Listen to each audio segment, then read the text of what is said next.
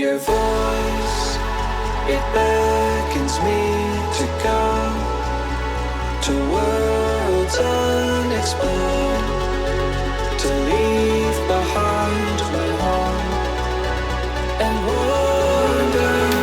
I have so much to talk about with the Vaydor G35 project. In case you guys were wondering, since it's been so long since I posted a video, I am still saving up for the project. If you look at the last 2.5 years of me saving up for the car, the next 2.5 years don't look so great. However, a lot is going to change. We are officially at the halfway point of the savings goal. The original goal was to save up for 5 years, and we are officially 2.5 years into the saving process, which is crazy to think about already. And just a quick recap on the last 2.5 years and what's happened. The first year, we had saved up a total of $12,000 in the first year, which the original goal was to save $15,000. So not too far off, but still pretty good. The second year, we saved good old $4,000, which is not good at all. And up to this point, we really haven't saved much either. I'd say probably another like $2,000 for this next part so far. So currently we're at $18,000 into the savings process, and the first 2 years has been for saving up for retirement. So really the first $16,000 is just all for retirement, doesn't count towards the project.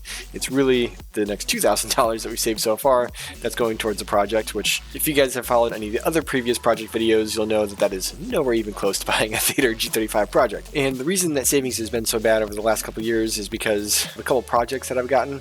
First one was a 2014 Yamaha Viper snowmobile, and also I got a 2004 Volkswagen Golf R32 from my older brother. Cool thing about that project is that that was a free car, and the issue is that I've put about $3,000 into that free car, so it's kind of cut into the savings pretty good there. There's a couple reasons that savings hasn't been up to the standard that I wanted it to be is because one of the things I was counting on is a tax return from doing my taxes every year, because I'd gotten one for the last 5 or 6 years. This past year I actually had to pay them $1,000, which is what everybody always wants to hear when they're doing their taxes. And then also I decided to buy a radar detector this past year, and that cost me about $900. But again, all the savings I've done up to this point has really just been for retirement. So now is where it officially starts for the Vaydor G35 project.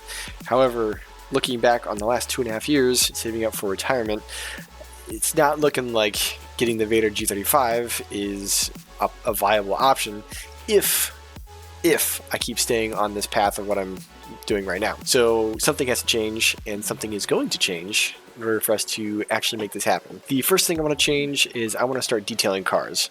I've talked about it before, and it really just makes the most sense if I want to keep my current lifestyle of going on vacations, buying parts for the G37, buying parts for the R32, and going on snowmobile trips. I need to be making more money in order to be able to do all that kind of stuff. So detailing cars, I've run all the numbers and checked everything out. I can do about $10,000 over the course of spring through summer, and that's only detailing 2 cars a week. And I've looked at the prices for detailing, and the amount that people charge for detailing is ridiculous. So I would be charging like half or even less than that and still being able to make like $10,000 over the course of the year. 100% of that savings would go towards the G35 and nothing else. And also with detailing cars, it's only going to be $10,000 for saving up for the summertime. However, that's really just a minimum of what we could save for the summer. If it just happens to take off and I start making more off of that, more money will go towards saving up from detailing cars. Instead of trying to save $15,000 over the course of the year just from the money I'm making from work, I've already proved that that doesn't work, and also with the other things I've already bought, it's just not going to happen for me saving that much money. So I'm going to drop that number down to $7,000 a year saving from my current job, and that'll really make a big difference of me not stressing out so much over trying to save and not saving and then feeling guilty about buying car parts. So for these of you guys keeping track, if we did $10,000 just detailing cars every single summer, and then we did $7,000 saving from work, that would give us a nice cool $17,000 saved up for an entire year. Over 3 years, whatever that adds up to, we're gonna have $51,000 saved up for the Vaydor G35 project, which is perfection. The original goal was to save $45,000 over the course of the 3 years after the first 2 years of saving up for retirement. So $51,000 would give us a little bit extra to do with the car, maybe buying some extra parts, or even just having some extra spending money for anything else that might come up with the project. Another saving endeavor that I've actually been working on for the last few months is not paying income tax to the IRS. Let me explain. Christmas of 2023, my crazy uncle was talking to me about his typical conspiracy theories that he likes to bring up, and one of them was that the IRS income tax is voluntary. And my first thought was, there's no way that I volunteered to just give away money towards the IRS. This was one of those conspiracy theories that I really wanted to find out for myself and do some more research on, and my uncle gave me the goods. He recommended me videos, articles, United States codes. I even looked up a lot of my own research, and it is 100% correct. The IRS income tax is voluntary. So there are a lot of specifics as to how this works, but I just wanted to kind of give you guys a quick taste of what I'm doing, just to show you how this kind of works. But basically, 26 CFR, United States Code 601.602, goes to show you there's a lot of these out there, talks about the tax forms and instructions. The tax system is based on voluntary compliance, and the taxpayers complete and return forms with payment and any tax owed. So voluntary compliance, small word, but you're just like, oh, okay, you can just take that out of context. There's a lot of other ones as well. For example, 42 USC 401 talks about gifts and bequests. The managing trustee may accept on behalf of the United States money, gifts, and bequests made unconditionally to the Federal Age-Old and Survivors Insurance Trust Fund. Also talks down here on Section 2, any such gift accepted pursuant to the authority granted in paragraph 1 of the subsection shall be deposited in the specific trust fund designated by the donor, or if the donor has not so designated, the Federal Age-Old and Survivors Insurance Trust Fund. It's all just gifts. And the way they started this whole gift situation is off of those lovely W-9, W-4s, 1040 forms that we fill out when you first get a job. You just they slide you the form, and they're just like, hey, you need to fill this out. And you're like, okay, I'll fill it out. And then that's how you started voluntarily just gifting the money to them.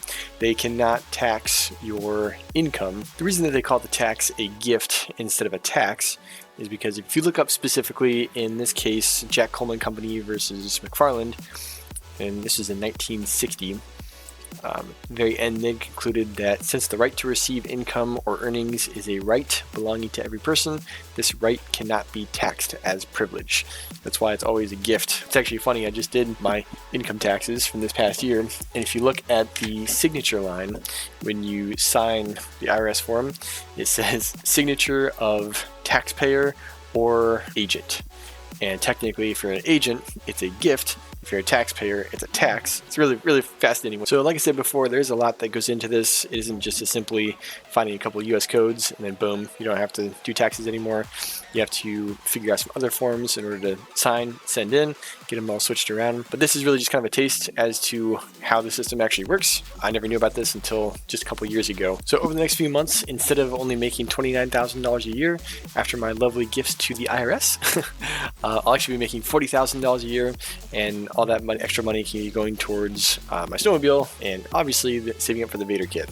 Also, real quick, this is a 100% lawful, 100% legal to do all these different things.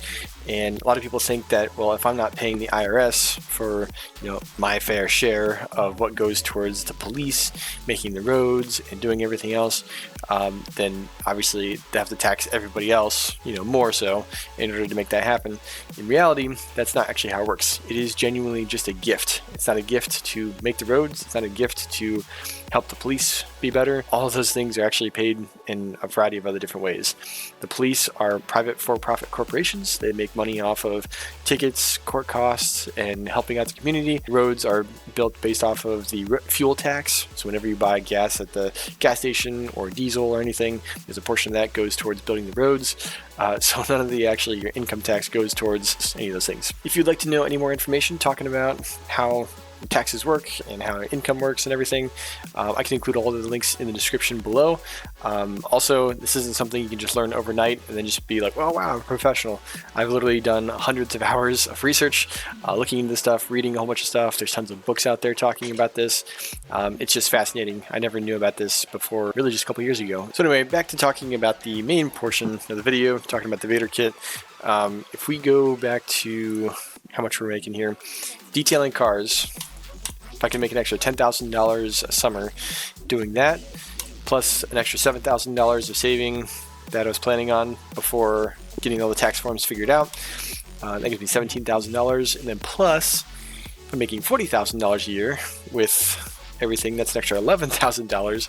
That'd be making, I could be potentially saving $28,000 a year going towards the Vaydor kit, which is mind-boggling. Another thing I'll actually be doing too is investing the money. The investment company is currently at 23% increase on top of what I already have. So if you take this number and multiply times 23%, that's an extra $6,400 on top of that I could be getting towards saving up for the Vaydor kit. So 28,000, so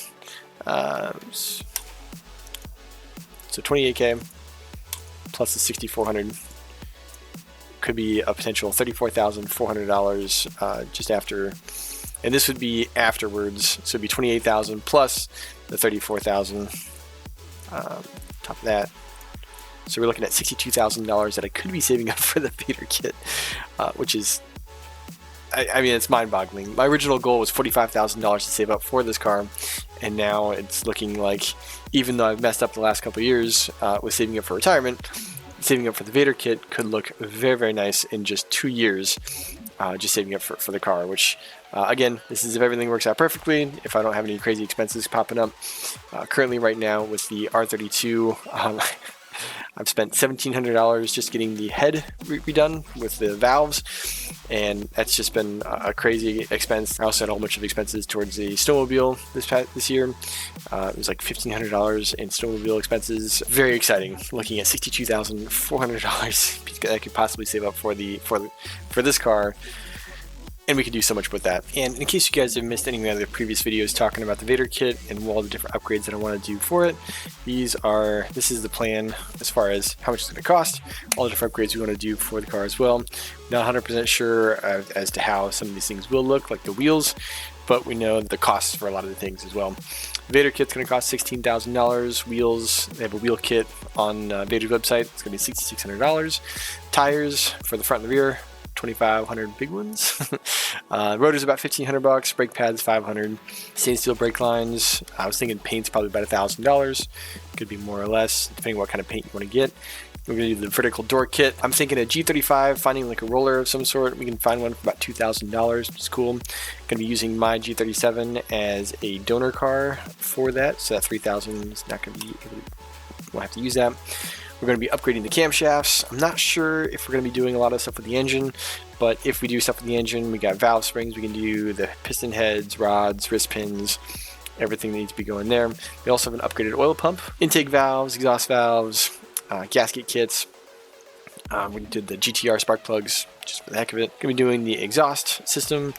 I was thinking about doing some infinity taillights for the car, which would be kind of fun. It's the ones where it just looks like it's going on forever taillights. I don't think they've ever done one for the G35. However, they have done it for the Nissan GTR R32. Upgraded radiator, $600, $8,000 for the Z1 supercharger kit, which comes with everything: supercharger, injectors, fuel pump, the tune, go along with it, and that'll get us 500 wheel horsepower.